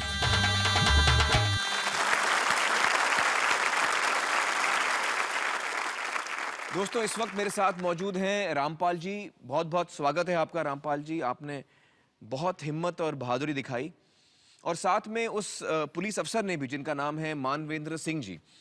इससे पहले कि हम आपसे कुछ पूछें, आइए पहले बातचीत करते हैं मानवेंद्र जी से, जो हमारे साथ जुड़ रहे हैं सीधे राजस्थान से। नमस्कार मानवेंद्र जी, बहुत बहुत शुक्रिया हमारे साथ जुड़ने का। Thank you so much. नमस्कार आमिर जी। मानवेंद्र जी, हमने सुना है कि आप भी उसी जाति, उसी समाज से हैं जिसके कुछ लोगों ने रामपाल जी का विरोध किया था। आपको इस बात की फिक्र नहीं थी कि जिन लोगों के खिलाफ आप कानूनी कार्रवाई कर रहे हैं वो आप ही की जाति के हैं? नहीं, जनरली अगर कुछ टीचिंग्स हम देना चाहते हैं सबसे पहले परिवार से और अपने समाज से शुरू करनी चाहिए, यही मेरा मोटो रहा है और इसी मोटो के साथ मैं सदा ही मैंने काम किया है। तो सबसे पहले मैं अपने परिवार को और समाज को ही कुछ जो अच्छी टीचिंग्स मैंने सीखी है, जो महापुरुषों ने हमें सिखाई है, वो मैं अपने परिवार को ही सबसे पहले दूंगा और फिर पूरे समाज और पूरे देश को मैं सर्व करने की इच्छा रखता हूँ। मुझे बताइए कि जात पात को लेकर आपके क्या सोच विचार हैं? आमिर जी, हम आज से 60 साल पहले जब हमें आज़ादी मिल चुकी है और हम बहुत आगे बढ़ चुके हैं, साइंटिफिक डेवलपमेंट में हम बहुत आगे पहुंच चुके हैं, लेकिन कुछ दक्यानुसी बातें जो समाज में आज भी विद्यमान है और जिसके कारण समाज प्रोग्रेस नहीं कर पा रहा है और कई लोग हम जगह समाज के वंचित तबके जो है अभी भी हमारे मेन स्ट्रीम में नहीं आ पाए हैं। कारण है कि हमारे जो समाज में किसी तरह के जो बैकवर्डनेस या सोच दक्यानुसी है कई लोगों की और वो बाकी लोगों को भी गलत गाइडेंस करते हैं। उनको सही राह पे लाने के लिए हमें समाज को यूनाइटेड होके ही आगे बढ़ सकते हैं और ये देश के लिए बहुत ही अच्छा होगा कि अगर हम सब मिलके पूरे देश की हर कम्युनिटी मिलके इस देश को आगे बढ़ाए ताकि हमारा देश भी उसकी सुपर पावर्स में आ सके। बहुत सही कहा आपने मानवेंद्र जी। हमारी शुभकामनाएं आपके साथ हैं, आप बहुत ही अच्छा काम कर रहे हैं। बहुत बहुत शुक्रिया हमारे साथ बातचीत करने का। Thank you so much. खुदा हाफिज। दोस्तों, अगर हम सोचने जाएं तो ये इतनी छोटी बात लगती है कि बारात में दूल्हा जो है वो घोड़े पे आए, लेकिन यही छोटी सी बात रामपाल जी के लिए एक जिंदगी और मौत की बात बन गई। मुझे बताइए, इसके बाद आपके गांव में दोबारा शादी हुई? इसके बाद आपके जाति में? हाँ, उसके बाद वही 2-3 शादियाँ हो गई थी। हाँ, और उसमें दूल्हा जो है वो घोड़े पे आया? उसके बाद दूल्हा घोड़े पे बैठ कर निकले, बिंदौड़ी निकाले गांव में से। और इस दफा पुलिस प्रोटेक्शन की जरूरत पड़ी? पुलिस की कोई जरूरत नहीं पड़ी इसमें। तो मतलब जो आपने पहल की उसका एक असर हुआ? असर क्या हुआ, मैं तो ये समझो कि हम तो मेरे समझता हूँ कि हमें आज़ादी मिल गई उनसे। क्या बात है रामपाल जी, आपने बहुत हिम्मत और बहादुरी दिखाई, एक पहल की और अपने गांव का नाम रोशन किया। हमारी दुआएं आपके साथ हैं कि आपके गांव में अमन हो, शांति हो और भाईचारा बढ़े। बहुत बहुत शुक्रिया हमसे बातचीत करने का। Thank you so much. दोस्तों, यहाँ पर हम लेंगे एक छोटा सा ब्रेक, जल्द हाजिर होते हैं। Welcome back. दोस्तों, इस वक्त मेरे साथ मौजूद हैं जस्टिस चंद्रशेखर धर्माधिकारी। मैं जस्टिस साहब का परिचय एक अलग अंदाज में देना चाहूँगा। हमारी टीम जब सर के पास पहुँची और उनसे रिक्वेस्ट की कि आप अपना परिचय अपने अल्फाजों में दीजिए, तो जस्टिस साहब ने एक बहुत ही खूबसूरत तरीके से अपना परिचय दिया जो मुझे बहुत ही पसंद आया और मैं चाहूँगा कि मैं वो क्लिप आपको दिखाऊं। सर, अगर आपकी इजाज़त हो तो हम वो क्लिप देख सकते हैं? सर, अपना प्लीज़ परिचय दीजिए।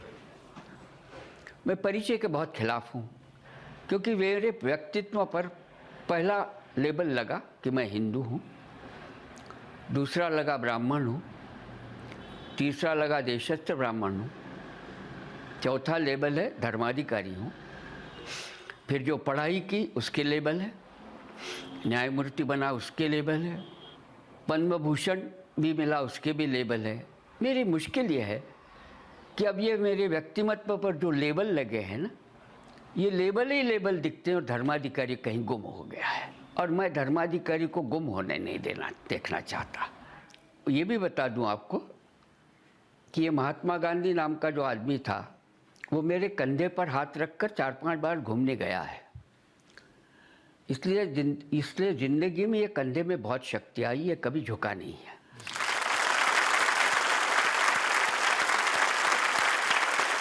सर, बहुत बहुत शुक्रिया हमारे साथ जुड़ने का। Thank you so much for coming here sir today. मुझे बताइए कि आज हम बात कर रहे हैं जात पात की, आपके इसके बारे में क्या विचार है? जात की मुश्किल ये है कि जो जन्म से मिलती है और या चिपकती है वो मौत के बाद भी नहीं जाती। हमारे देश में तो ऐसा है कि कई जातियों में परजाति के आदमी को, मुर्दे को भी हाथ नहीं लगाने देते। इसलिए मेरी भाषा में मैं कहता हूँ, जो कभी नहीं जाती उसको जाति कहती। चिपक गई सो चिपक गई। इसकी दूसरी खासियत ऐसी है कि जात मेरे देश में सिर्फ जातीयता पालने का नहीं, उच्च नीच भावना पालने का भी है। मेरे देश में जब all arguments fail, caste is the only argument. आज़ादी इतने साल बाद भी देहात के मोहल्ले जातिवारी हैं, जाति में बिखरे हुए हैं। और ये सारा अगर हम नहीं निकाल सकेंगे तो मेरा संविधान जो धर्मनिरपेक्षता चाहता है और समाजवाद चाहता है वहाँ तक नहीं पहुँच पाऊंगा। मेरा संविधान ये कहता है कि आप नागरिक सिर्फ भारत के हैं। वाह। आप महाराष्ट्र के नागरिक नहीं हैं, भारत के। आप ब्राह्मण नागरिक नहीं है, नागरिक सिर्फ भारत के। मैं आपसे पूछता हूँ, कोरा नागरिक, भारतीय नागरिक आपको कहीं दिखता है? मैं खोज रहा हूँ, नहीं देख पा रहा हूँ। इसका कारण बता दूं। कारण यह है कि हमने जमीन पर प्रेम किया। जरूरी है देश पर प्रेम करना, मातृभूमि पर भी प्रेम करना जरूरी है, लेकिन ये पर्याप्त नहीं है, क्योंकि देश भौगोलिक संकल्पना है, प्रादेशिक है, इसकी सीमाएं होती, प्रदेश होंगे, नदी होंगे, इसका बनेगा। राष्ट्र इंसानों का, नागरिकों का बनता है, और राष्ट्र का वर्णन यह है कि it's a daily plebiscite of his people to live together. जिस भूभाग में रहने वाले लोग रोज संकल्प करते हैं कि हम एक दूसरे के सुख दुख में शामिल होकर जिएंगे, तब राष्ट्र बनता है। ये राष्ट्र, मेरा देश आज भी नहीं बना। ये मेरी वेदना है, क्योंकि मैंने आंदोलन में तो सपना देखा था कि ऐसा राष्ट्र मुझे देखने को मिलेगा, लेकिन अभी तक देखने को नहीं मिला।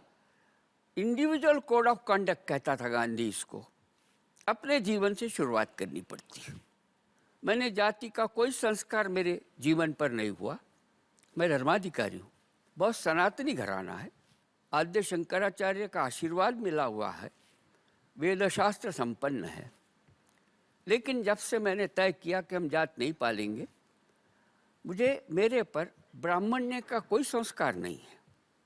मैंने जनेऊ नहीं की, व्रतबंध नहीं किया, इसलिए सनातनी धर्माधिकारियों के घर में मेरी खाने का इंतजाम अलग होता है। अच्छा। उनके स्नान गृह में भी नहा नहीं सकता। आपको बता देना चाहता हूँ कि गांधी के क्रांति का एक प्रतीक झाड़ू था। जैसा चरखा था उत्पादक परिश्रम के प्रतिष्ठा के लिए, झाड़ू था सामाजिक विषमता खत्म करने के लिए। तो क्योंकि हमारे देश में गंदगी करने वाले की प्रतिष्ठा ज़्यादा है, साफ करने वाले की कम है। गांधी ने माना था कि ब्राह्मण के हाथ में झाड़ू आएगा और वो संडास सफाई से सब कुछ करेगा, और दलित जो है उसके हाथ में भगवद गीता जाएगी तो जाति पात खत्म हो जाएगा।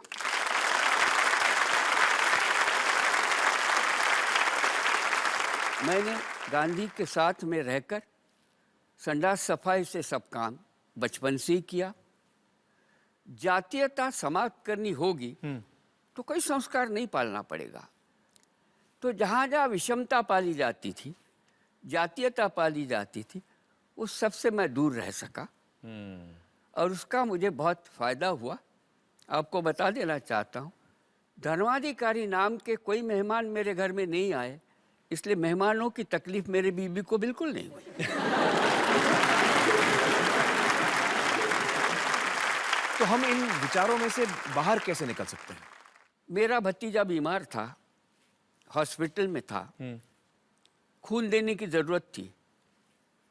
हम धर्माधिकारी फैमिली के किसी का खून उसके खून से जुड़ा नहीं, मैच नहीं हुआ, नहीं मैच हुआ, सूट नहीं हुआ। वहाँ का जो सफाई कामगार था उसका खून उसको सूट हुआ, मैच हुआ। उसका खून देकर ये ब्राह्मण का लड़का होश में आया, क्योंकि खून के तो 4 ही ग्रुप हैं ना, और चारों ग्रुप ब्राह्मण से लेकर सबके लिए समान है। तो फिर जातीयता क्या सिर्फ चमड़े के भरोसे पाल रहे हैं? क्योंकि खून तक तो जात नहीं पहुंचती। वाह, क्या बात। ये बायोलॉजिकल एक्सीडेंट है कि आप कौन सी जाति में पैदा होते हैं, और इसको कितना हमको पालना है, इसको सोचने की जरूरत है।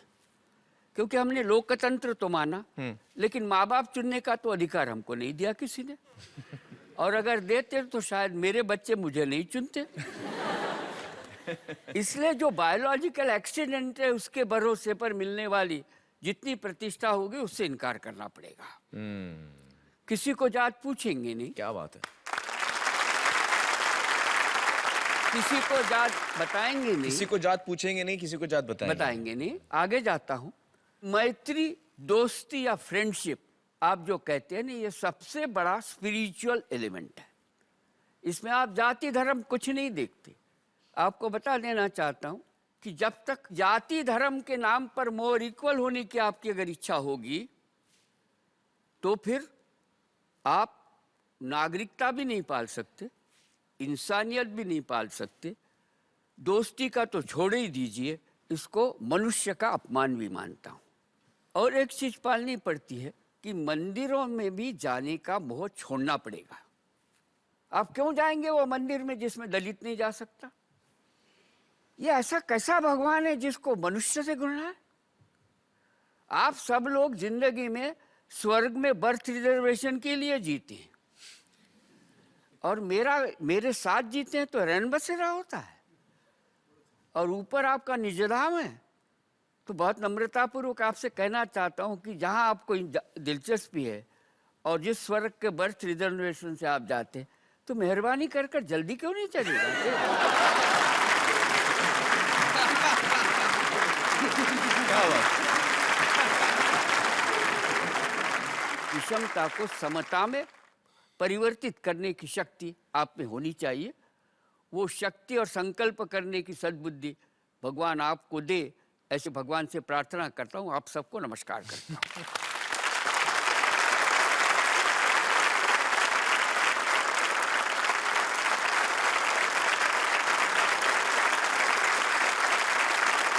सर, आपने इतनी कमाल की चीज़ें हमें बताई हैं और मुझे यकीन है कि आज देश भर में बहुत सारे यंगस्टर्स हमारा प्रोग्राम देख रहे हैं। आज सभी यहाँ मौजूद हैं और उन सब पर बहुत ही गहरा असर होगा। बहुत बहुत शुक्रिया, आपका आशीर्वाद हम सब के साथ रहे। मैं आपसे कहूँगा कि मुझे मेरी कोई फिक्र नहीं है। मैं 85 ईयर्स का हो रहा हूँ। मुझे मेरे लड़कों की भी फिक्र नहीं है। मुझे मेरी नातियों की बहुत फिक्र है कि उनके लिए कैसा देश छोड़ के मैं जाऊँगा। क्या उनके जीवन में भी जातीयता होगी? उनके जीवन में भी विषमता होगी? उनका भी पड़ोस इसी तरह बढ़ेगा? ये एक फिक्र है। अब मैं ग्रेट ग्रैंडफादर बना हूँ। वो 3 साल की मेरी परपोती है, उसका क्या होगा? वो भी क्या डर डर के जिएगी? एक ध्यान में रख लीजिए कि ताकत से लड़ना नहीं पड़ता, ताकत होनी पड़ती है स्वयं की। और आपको कह देता हूँ कि जो भय डर तुम्हारे मन में होगा तो उसको छोड़ो, क्योंकि fear is the dark room where only negatives are developed.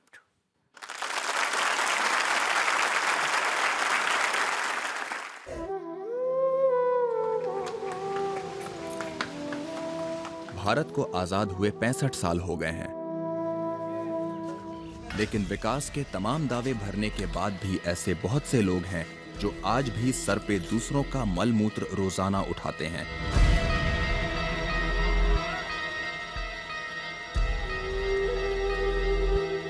अफसोस की बात यह है कि कुछ जातियां हजारों सालों से ना चाहते हुए भी ऐसी जिंदगी जीने को मजबूर हैं।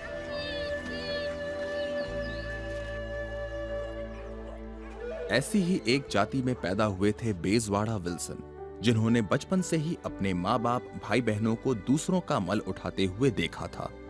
इस सच्चाई को देख देख विल्सन के मन में बेचैनी बढ़ती रही।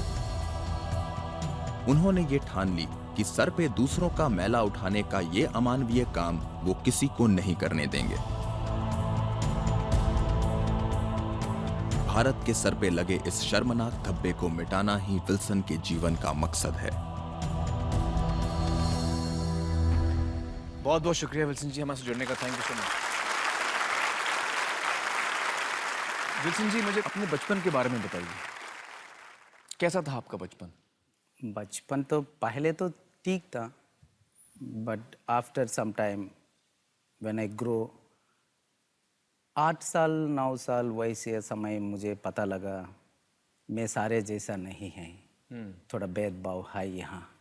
मैं एक स्कूल पे पढ़ा था, वो पूरा स्कैवेंजर्स का स्कूल है। मतलब उस जिस स्कूल में आप पढ़े हैं उस स्कूल में सब आपके जाति के ही बच्चे सारे पढ़ते थे? यस।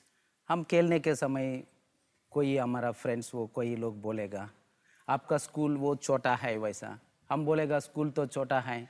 फिर हमारा स्कूल का साथ ही एक बड़ा पेड़ है, हमारा पेड़ बहुत बड़ा है।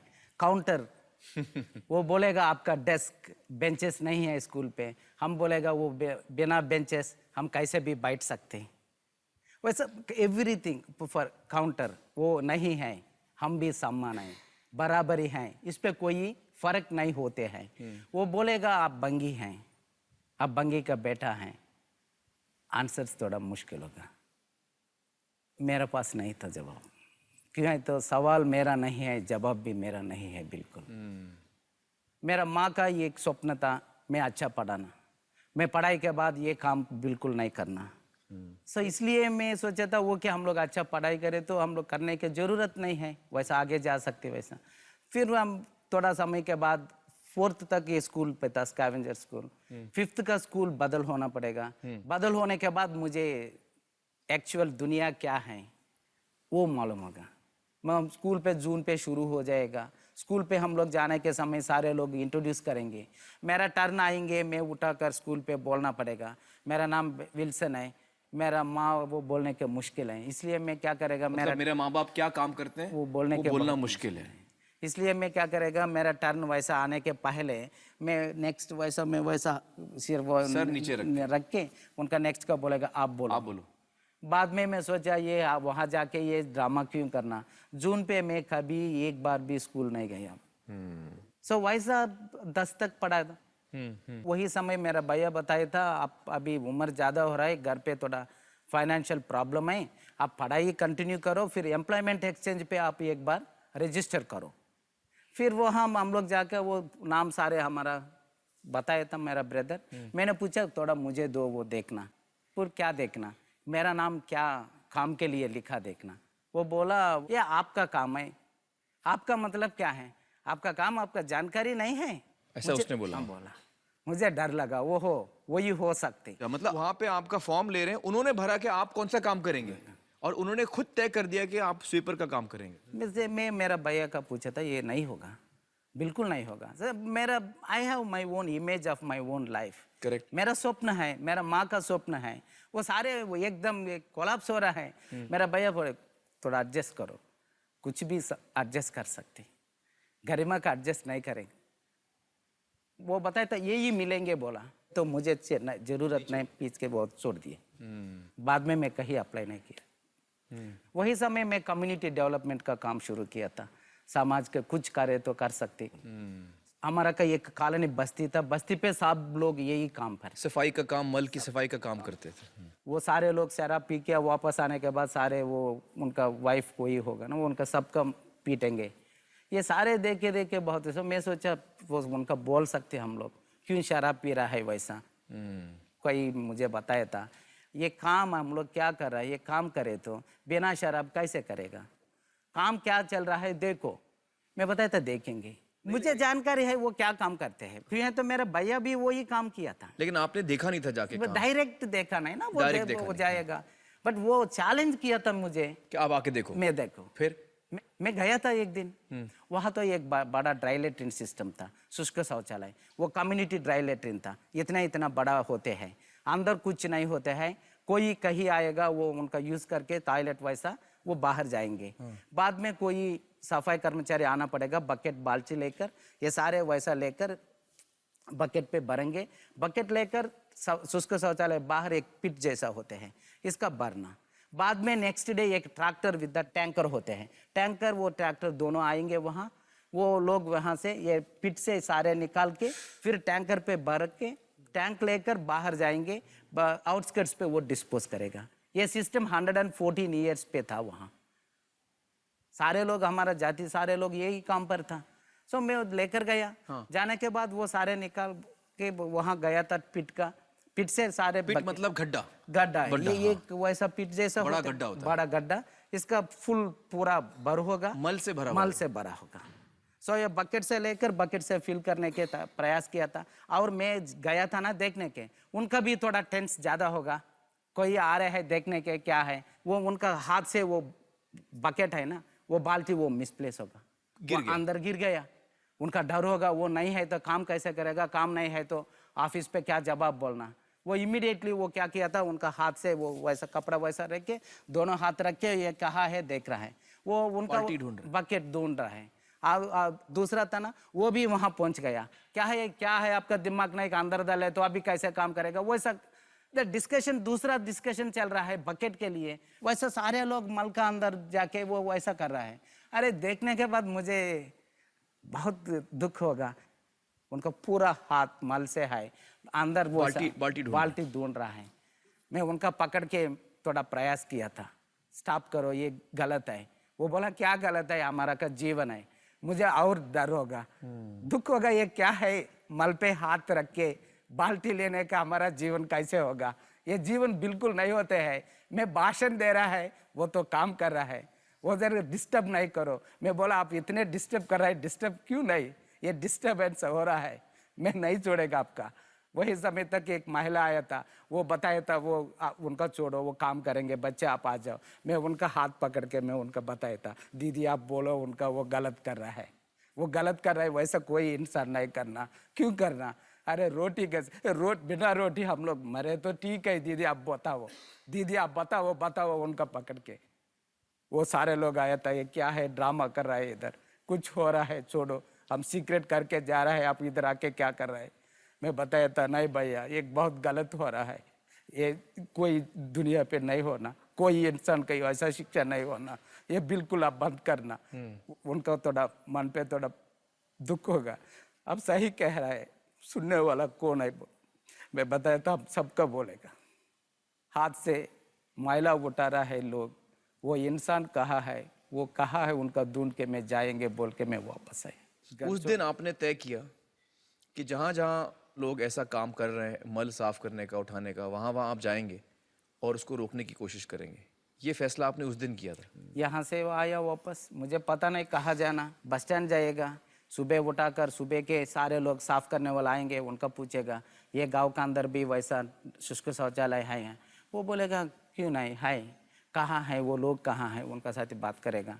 सारे लोग का फोटो खींचना, सर्वे करना, सबका ऑर्गेनाइज करना, सब किया था। And writing the letters, I have written a letter to the prime minister. So prime minister का लेटर लिखने के कैसे लिखना पता नहीं, एड्रेस भी पता नहीं, मैं जस्ट लिख दिया डियर प्राइम मिनिस्टर, ये बहुत गलत है, ये महिला प्रथा है, अभी भी है, स्टॉप करो विल्सन, पोस्ट कर दिया। तो आपने पीएम को खत लिखा? और सुबह दूसरा लोग का भी बोला, चीफ मिनिस्टर का, सबका। बाद में सारे मिनिस्टर्स, वो सारे लोग होगा, प्रेस वाला, पुलिस वाला, इतने बड़ा होगा हंगामा होगा, वो पूरा हंगामा हो गया वहाँ पे। सारे ड्राई लेट्रिन्स वो डेमोलिश किया था, वहाँ से 107 लोग था, सबका पुनर्वास अदर दूसरा काम पे भी लगा होगा। ये कहाँ की बात है? वो कोलार गोल्डफील्ड्स, वहाँ पर आपने ये शुरू किया। तो आपकी मेहनत से और आपकी कोशिश से ये पहली आपकी विक्ट्री हुई, ये पहली आपकी जीत हुई।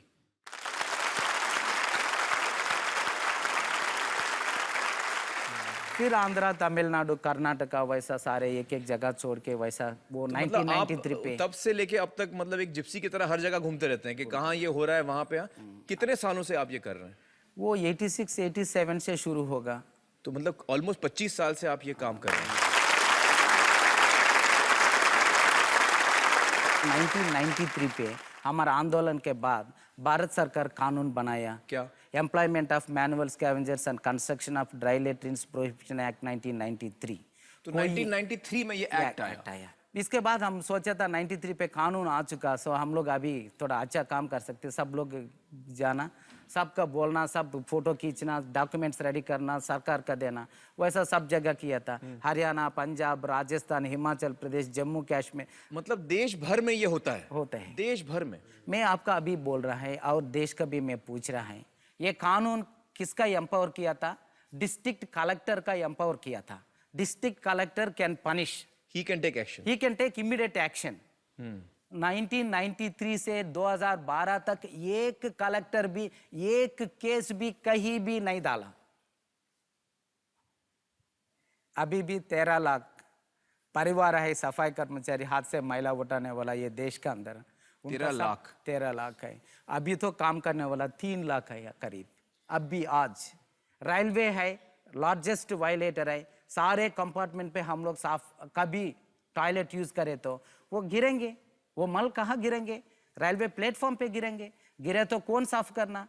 नेक्स्ट डे मॉर्निंग सफाई कर्मचारी आना साफ करना। तो वो मतलब लोग बोल रहे हैं इंडियन हमारा- रेलवे जो सरकार के नीचे आता है, हाँ? मतलब ये जितने मैनुअल स्कैवेंजर्स हैं, इनको एम्प्लॉय करते हैं, उनको नौकरी देते हैं, जबकि ये कानूनन गुनाह है। यस, यही मेरा प्रश्न है। अभी ये पिछले साल 98 करोड़ रुपया इतने प्रयास से वो सारे सैंक्शन किया था सरकार पुनर्वास के लिए। अभी मार्च आ चुका, अभी मैं मिनिस्ट्री पे पता चला 1 पैसा भी खर्च नहीं होगा 98 करोड़ पे।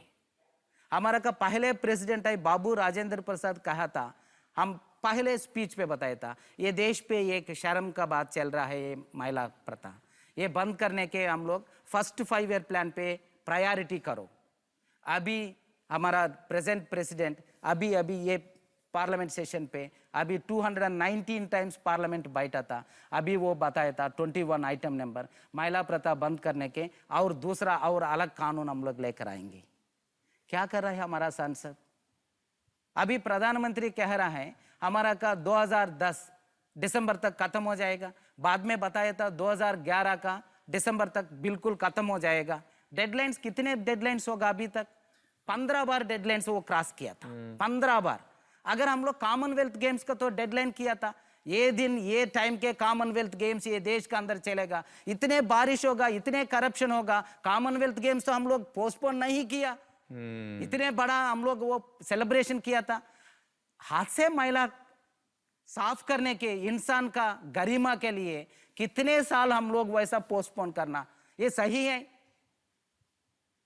हमारा का कोई देखे तो भी वो बंगी का बेटा बोलते हैं, अभी भी बोलते हैं। मैं एक दिन भी मैं साफ नहीं किया, फिर भी लोग बोलते हैं वो बंगी का है। मैं कैसे बंगी होगा मुझे पता नहीं, बंगी क्या नहीं होता है, ये काम है। लोग भी गंदी बस्ती बोलते हैं, गंदे का लोग बोलते हैं। कौन गंदा कर रहा है? लोग सारे गंदा करे तो मैं साफ करे तो साफ करने वाला गंदा होगा, आप तो अच्छा होगा, ये कैसे होगा? हम अगर बोले तो सारे लोग वेरी पैथेटिक बोलेगा, ये बहुत दुख का बात बोलेगा। मुझे मैं वही कह रहा है, मुझे आपका आंसू नहीं चाहिए, आपका दया नहीं चाहिए, आपका गुस्सा चाहिए ये व्यवस्था का ऊपर। आपका गुस्सा है तो बिल्कुल ये बदल हो जाएगा, बिना गुस्सा कुछ कैसे हो जाएगा? विल्सन जी, आप बिल्कुल ठीक कह रहे हैं। इस मुद्दे को हम आज का हमारा सवाल बनाएंगे और मैं चाहूंगा कि हर हिंदुस्तानी का इस मुद्दे के साथ समर्थन हो। आपके एसएमएसेस, आपकी चिट्ठियां, आपके ईमेल्स, आपके ट्वीट्स या फेसबुक कमेंट्स, इन सब की हम एक फाइल बनाएंगे और सरकार के सामने ये प्रस्ताव रखेंगे कि मैनुअल स्कैवेंजिंग की ये प्रथा खत्म होनी चाहिए और इस बार जो तारीख दी जाए वो छूटे ना। विल्सन जी, ये सिर्फ आपका अकेले का आंदोलन नहीं हो सकता, इसे मेरा आंदोलन भी बनना पड़ेगा, हम सबका आंदोलन बनना पड़ेगा। बहुत बहुत शुक्रिया हमारे साथ बातचीत करने का।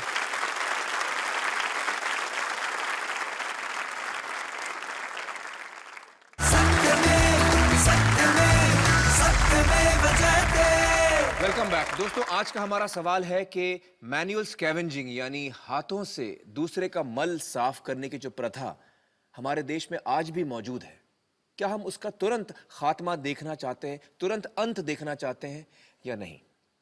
अगर आपका जवाब हाँ है तो अपने मोबाइल फोन पर Y टाइप करिए और इस नंबर पर भेजिए 5782711।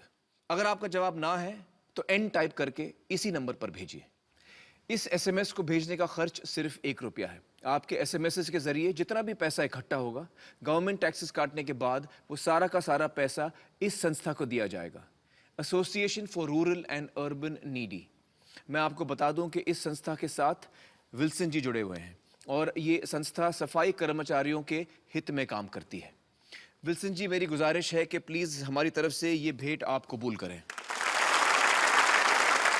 अगर आप इस संस्था को और भी सहयोग देना चाहते हैं तो स्क्रीन पर दिए गए नाम से चेक बनाकर आप अपने नजदीकी एक्सिस बैंक की शाखा पर जाकर जमा करा सकते हैं।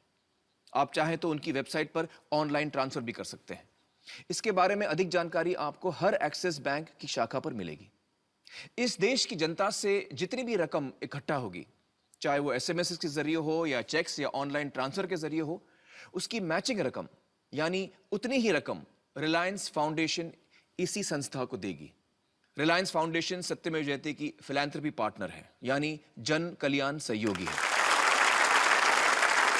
दोस्तों, इस वक्त मुझे आप लोगों से पूछना है, आप लोगों ने आज हमारे साथ पूरा प्रोग्राम देखा, आपके क्या क्या विचार हैं, क्या महसूस हो रहा है आपको? मैंने ये प्रोग्राम देख के, मतलब आज का पार्ट देख के मैंने एक बात सोच ली है कि मैं कुछ ज़्यादा कर पाऊँ या नहीं कर पाऊँ, कम से कम मैं डिफरेंशिएट नहीं करूँगा।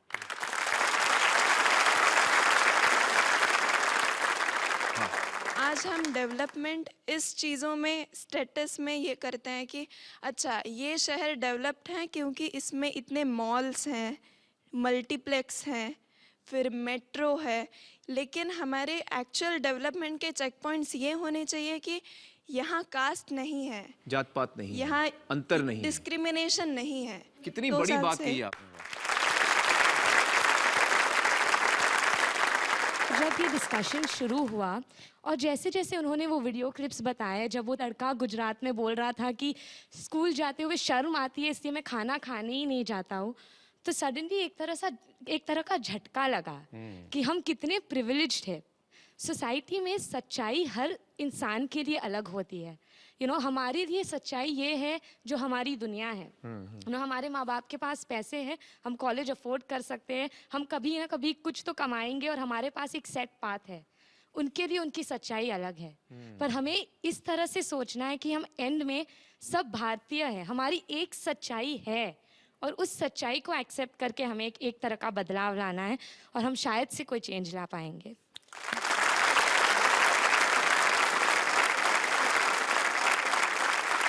दोस्तों, अगर हम नर्सरी के 4 बच्चों को, जिनकी उम्र करीब 3-4 साल की होती है, एक कमरे में डाल दें तो बहुत जल्दी वो दोस्ती कर लेंगे, घुल मिल जाएंगे, एक दूसरे के साथ खेलने लगेंगे।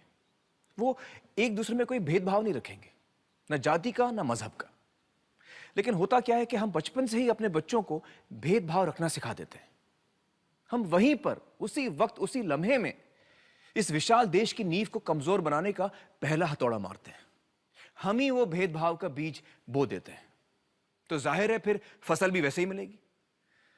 दोस्तों, हमें बहुत कुछ करना है, इस देश को बहुत आगे ले जाना है, and we have a lot to contribute. जो लोग 1940 के दौरान में हमारे समाज में मौजूद थे, उन्हें हम बड़े गर्व से याद करते हैं।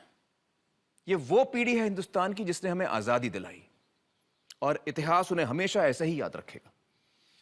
आइए हम कुछ ऐसा करें जिससे आने वाली पीढ़ी हमें याद रखे, इतिहास हमें याद रखे। हम वो पीढ़ी बने जो बराबरी और भाईचारे की नींव डाले, जातिवाद और मजहब का भेद हटा दे। हम अपने बच्चों को सही सीख देकर भेदभाव के बंधनों से आजाद कर दें। दोस्तों, हमें इस विशाल देश को और भी आगे ले जाना है, और वो तभी होगा जब हम मजबूत होंगे, और हम मजबूत तभी होंगे जब हम एक होंगे। हर एक उंगली अलग से कमजोर होती है, लेकिन जब सारी उंगलियां एक हो जाती हैं तो मुट्ठी बनती। जय हिंद, सत्यमेव जयते।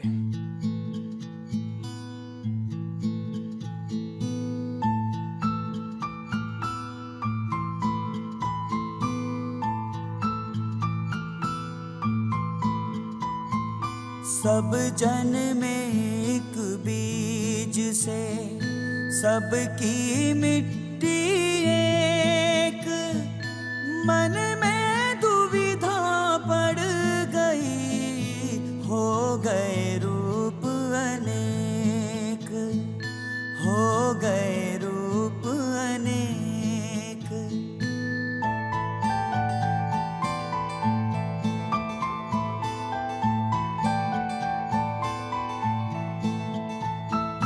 जो तू सच्चा बानिया सबसे एक सा बोल, ऊंच नीच को छोड़ दे, एक बराबर तोल, एक बराबर तोल।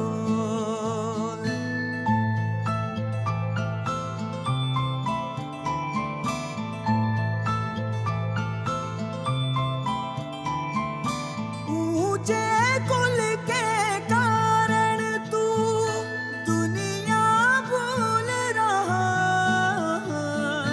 जब तन मिट्टी हो जाएगा तब कुल का होगा क्या, तब कुल का होगा क्या।